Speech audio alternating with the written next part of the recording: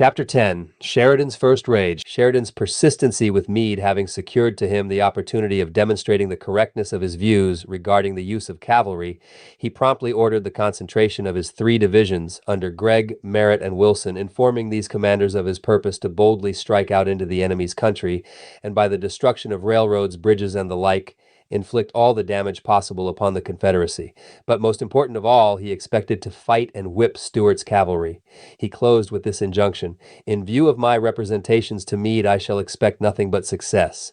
The division and brigade commanders heartily sanctioned the project, and as the object of the expedition became known throughout the corps, great enthusiasm prevailed. Early on the morning of May 9, 1864, the whole force, nearly 11,000 strong, moved out upon the road to Richmond, passing in the rear of Lee's army. We were well mounted and equipped, and had with us 8 4-gun batteries of light artillery. In order to have his troops well in hand, Sheridan moved his entire command on a single road. The immense cavalcade, moving in columns of 4s, covered a stretch of 13 miles. The country through which we passed the first day, not having felt much of the devastation of war, the sight of Yankee soldiers was a novelty. The white Secesh on their front porches looked sullenly at us. Not so with the contrabands. The old uncles and aunties from their cabins in their rear swung hats and fluttered aprons, while the pickaninnies gathered at the roadside and danced with delight. Occasionally an old auntie, as she gazed in wonder at the seemingly never-ending column, would exclaim, "Lor' a massa, wha do all yo' ones come from?" Our column moved steadily forward, crossing in succession several small rivers, the Nye, Po, and Ta being among the number, and at about sundown crossed the North Anna at Anderson's Ford, and pushed on to Beaver Dam Station, where the advance under Custer had just captured 2 trains of cars and released 400 prisoners on their way to Southern prisons. The joy of these rescued men was unbounded. They kept along with us, our boys occasionally giving them a ride, until reaching Butler on the James River. Just as we reached Beaver Dam, the 3rd train was heard approaching and was easily captured. Our trophies were 3 trains, 200,000 pounds of bacon, large quantities of flour and meal, and all the medical stores for Lee's army, altogether a loss they could illy bear at that time. The station and 10 miles of railroad were also destroyed. In the meantime, Stuart, learning of our departure, had overtaken and attacked us. Many will remember how rudely he awakened us early in the morning by pitching shells promiscuously into our camp, some of which burst not a rod from where a number of us were asleep, filling our faces with dirt and causing us to bustle out without waiting for the bugle call. The Dragoons went out on the double quick and soon put the Johnnies to rout. Leaving a small force to annoy our flanks and rear, Stuart vigorously pushed forward the heavier part of his command to interpose between us and Richmond, concentrating at Yellow Tavern, 6 miles from the city, where he placed his troops squarely across our path, thus precipitating a fight. Says Captain J. N. Flint in the San Francisco Sunday Call, "The Battle of Yellow Tavern is scarcely known in history, yet considering the numbers engaged, it was the greatest cavalry encounter of the war. For hours, 18,000 horsemen, the flower of both armies, engaged in fierce combat. The battle lacked the precision of an infantry engagement, being fought in every way, mounted and dismounted, under cover and in the open country. Forest and field for miles rang with the din of galloping squadrons, rattle of carbines, clashing of sabers, and screaming of shell. Custer was in his element, as with a squadron of his brave Michigan lads he rode straight through a troublesome battery, bringing off 2 of its guns. At Yellow Tavern, Stuart's star, which had hitherto shone resplendent, sank never to rise again. The gallant leader was borne from the field mortally wounded and expired on the following day in Richmond. Of all the Confederate cavalry commanders, Stuart was the most distinguished. He was willing to engage only in open and manly warfare, petty thieving and marauding, or the killing of a few pickets on an outpost being foreign to his nature. He died respected alike by friend and foe. As a result of the battle, the enemy's cavalry were badly defeated and driven from the field in disorder. Among the Confederate killed were General James B. Gordon, a brigade commander, and Colonel Pate, a prominent pro-slavery agitator in Kansas during the Civil War. I have never seen any official report of the battle, and therefore am unable to form any estimate of the losses on either side. We spent the afternoon burying our dead, caring for the wounded, and making preparations for a night's march. The following extract is from a long letter dated Malvern Hill, May 17th, 1864, but only that portion touching this fight is given. The hardest fight thus far of our raid occurred at Yellow Tavern on the 11th. We were about 2 miles back when the enemy, from a well-chosen position, opened upon our advance. The sound of the first gun had scarcely reached us before the whole column broke into a gallop, and within 10 minutes we wheeled into line of battle. In less time than it can be written, Colonel Thorpe's ringing command was heard: "Dismount and prepare to fight on foot. Forward, double quick, march!" The rebel line was scarcely 20 rods away, and they were throwing the lead about us like hail, while a battery was enfilading us. "Hold your fire," was the understood order, but when about half the distance was covered, word came along the line, "Every man shoot to kill." At this, the boys broke into a yell and began pumping the lead from their deadly 7-shooter carbines into that line of gray at such a terrible rate that they broke and ran like a flock of sheep. Our new carbines are terrible weapons in the hands of such bully boys as ours. A rebel lieutenant, whom we wounded, said that he had been in the army since the beginning of the war, but that was the severest fire he was ever under. The boys began to run short of ammunition when I ran back, mounted Little Gray, and procured 2 nosebags of cartridges to distribute on the line. The fight kept up, we chasing them on foot over fences, through woods and fields, while off in other directions we could see the Michiganders going in mounted. The battle lasted till dark, when the thoroughly whipped Secessionists abandoned the field, leaving us complete victors. A detail was made to bring off the wounded and bury the dead, and about midnight we were rushed out in a great hurry and started off in the rain and darkness. Before going many miles, we were startled by a sudden outburst of cannonading and musketry, a false guide having led the advance into a trap where the rebels, within the defenses of Richmond, were waiting to rake us with shell, grape, and canister, while a force of infantry, cooperating with the cavalry, confidently expected to surround and bag us. Torpedoes were planted along the road to be exploded by the horses' hoofs, and we were attacked on every side. Things looked dubious, but somehow Sheridan wormed us out, and at daylight we were at Meadow Bridge, but still surrounded. They must have been scared nearly out of their wits in Richmond, as their alarm bells were ringing all night. Captain Leach, in his personal recollections of the raid, gives additional incidents and will tell how we got out of our Meadow Bridge affair.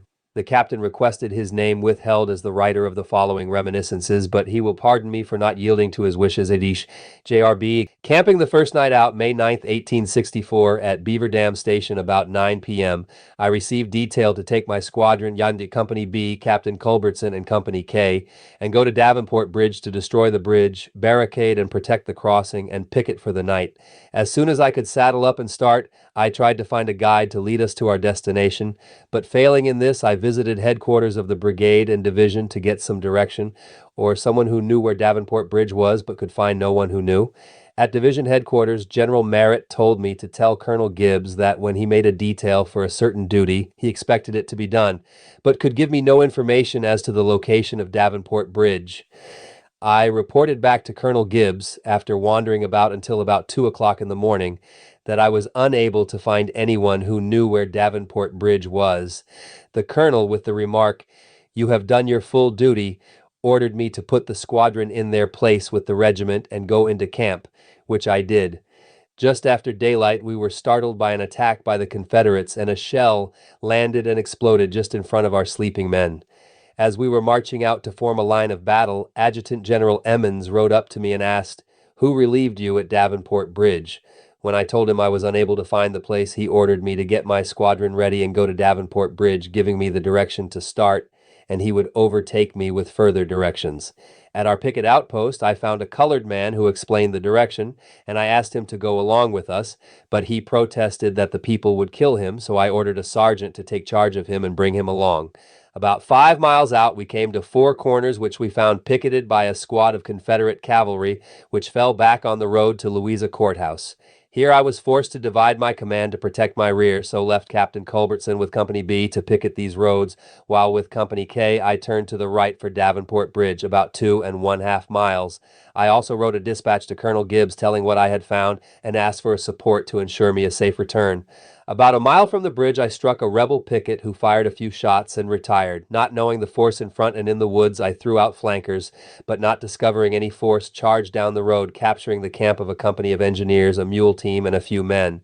Shortly, the 5th Cavalry, in command of Captain Baker, came in response to my request, and he assumed command. The Confederates showed much activity and soon commenced an attack, firing on my pickets, and I could see on the bluff across quite a force planting a piece of artillery. I reported this to Captain Baker, who had massed his regiment in close column of squadrons at the edge of the clearing and in full view of the Confederates, and advised that we had better get out, or we might suffer serious consequences. He paid no attention further than to assure me he was in command, and ordered me to return and attend to my pickets. Concealing my reserves behind a barn, I went along my picket line, giving the men instructions to rally at the edge of the clearing at the bugle call, or if they heard a cannon shot.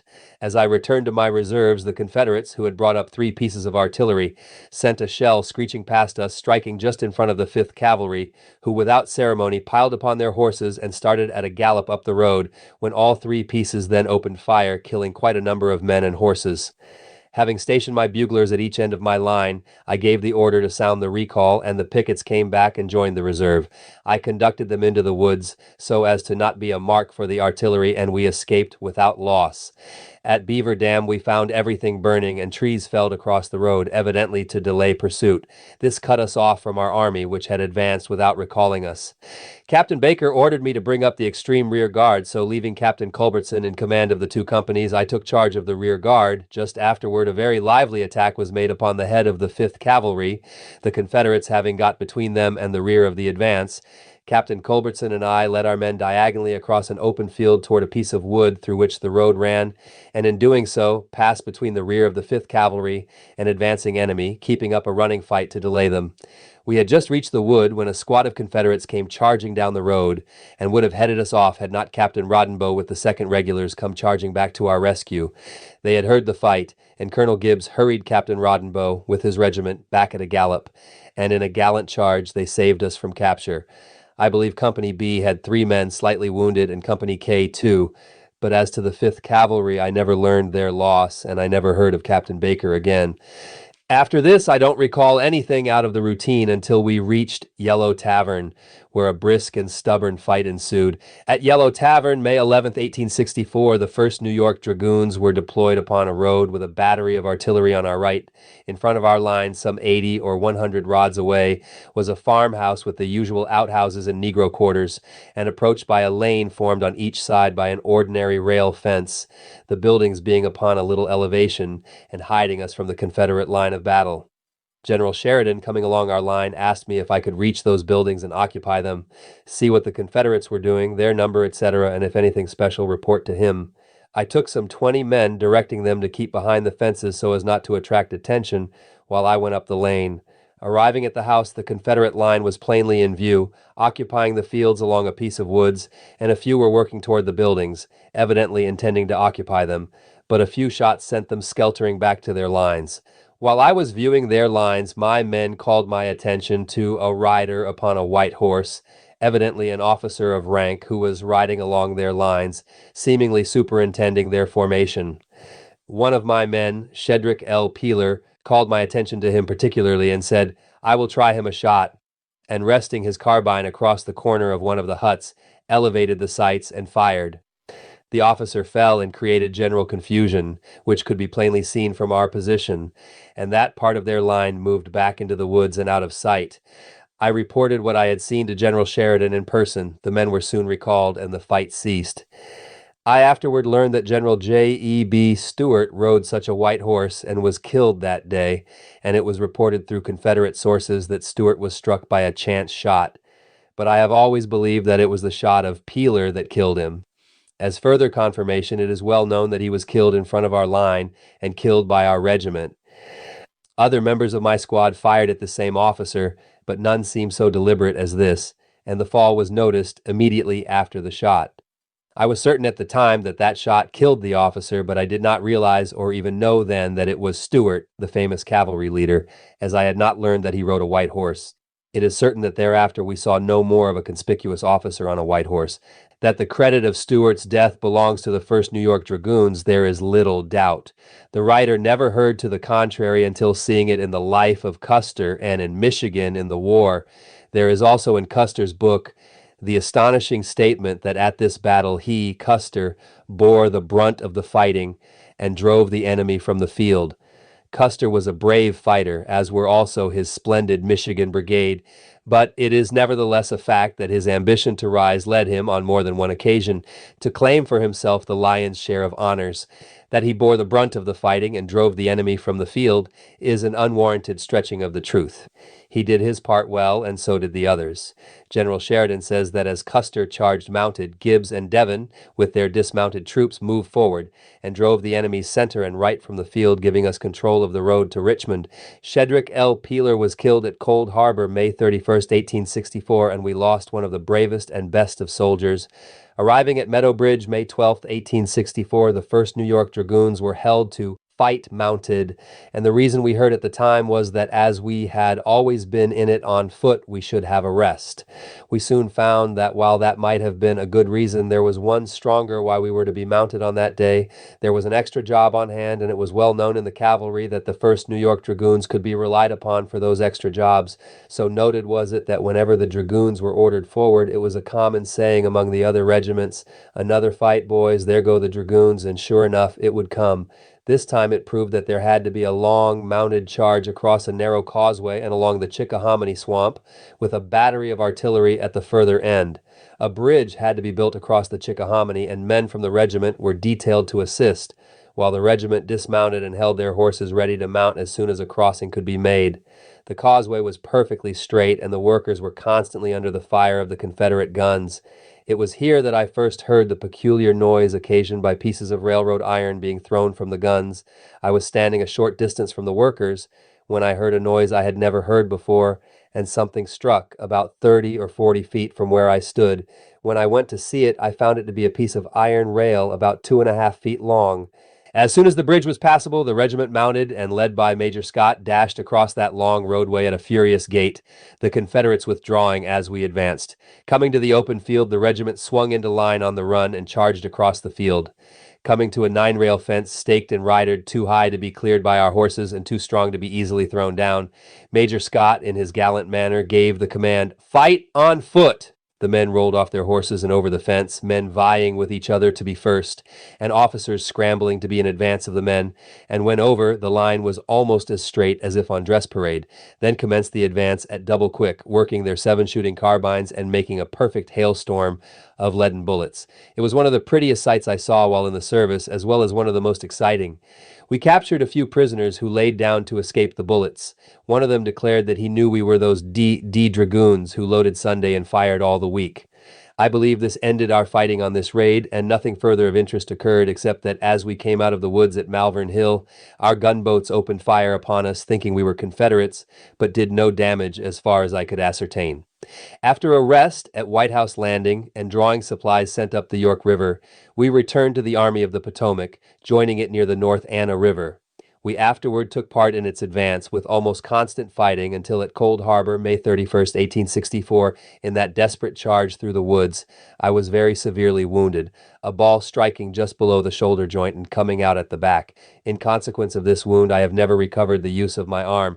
Dr. Nealon dressed the wound, and coming with some of my men to bid me goodbye, as he reached me his hand with tears streaming down his cheeks and his voice trembling, he said, "Goodbye, Captain, I shall never see you again." To which I replied, not very politely, as I didn't feel very well, "Go to hell, doctor. I don't want you to talk to me in that way. I will be back in 3 months." The doctor said, "That's a good way to talk, but I don't believe it." The captain has overlooked a lively battle occurring just after crossing Meadow Bridge, in which the 1st New York achieved an important success without the loss of a man. One of the regular regiments in advance of us met the enemy just beyond Mechanicsville, and being repulsed, fell back, closely pursued by the exultant foe. Lieutenant Colonel Thorpe, observing the situation, gave that command so familiar to us, "Dismount and prepare to fight on foot." The men went forward upon the run, firing their carbines rapidly and shouting vociferously. The enemy, surprised at the suddenness of the onset, hastily retired with a loss of 50 prisoners. 2 days later, after a march of nearly 40 miles, having recrossed the Chickahominy at Bottom's Bridge, we reached Haxall's Landing. Leaving there for White House Landing, we marched all night and all the next day with but one short stop. Many were so worn and sleepy they slept on their horses. Some, the instant they touched the ground, dropped asleep and could scarcely be aroused even by rough handling. During this expedition, both men and horses suffered from hunger. Passing over a portion of country repeatedly desolated, no forage could be obtained. This was one of the few instances in which we really suffered from hunger, living 4 or 5 days on parched corn. After drawing rations at White House and another long, dusty march via King William's Courthouse, the command rejoined the Potomac Army at Chesterfield Station, May 25th. On this raid, the Corps lost several hundred horses from heat and overwork, the animals dying with what was called the hatters, probably a violent palpitation of the heart.